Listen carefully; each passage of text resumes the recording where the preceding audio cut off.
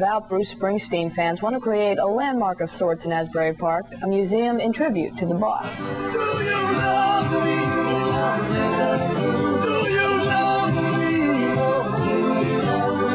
Now that I can. Well, the world answered that question during Bruce Springsteen's last world tour. He's become an icon of pop culture. He's a legend all his own. And the story starts here.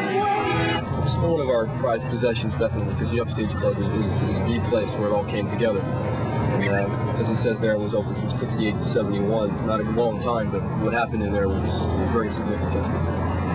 And any given night, you could have walked in there and seen Bruce, Steve Van Zandt, Southside Johnny, all these people were just coming together and learning to, mastering their craft. And that's where they say they learn to interact with other musicians and with an audience.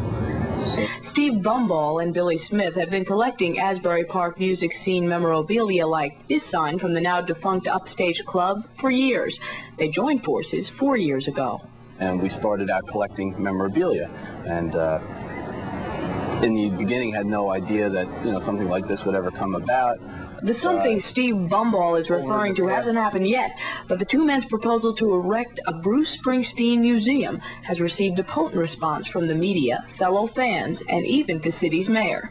100% behind the project, and he feels that it will bring a lot of people into Asbury Park, a lot of younger people, and that's really what the mayor as well as the Vaqueros want to accomplish.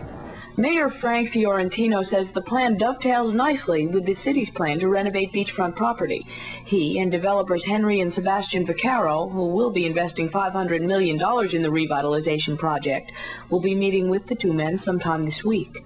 I really am a fan of the music, and in exploring the history and a lot of music that's sort of never been heard by the public, really developed a deep appreciation for it, and I feel Bruce in particular is a real genuine article.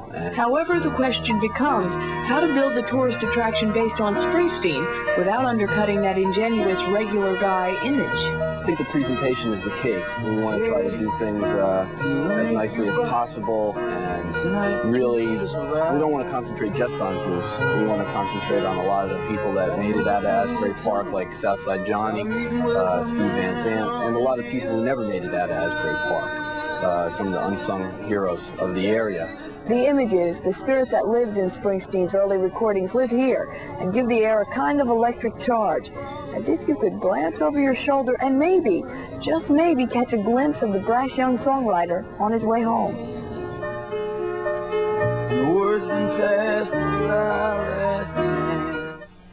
Well, Bumball and Smith are hoping if all goes their way, they'll open their museum on Memorial Day.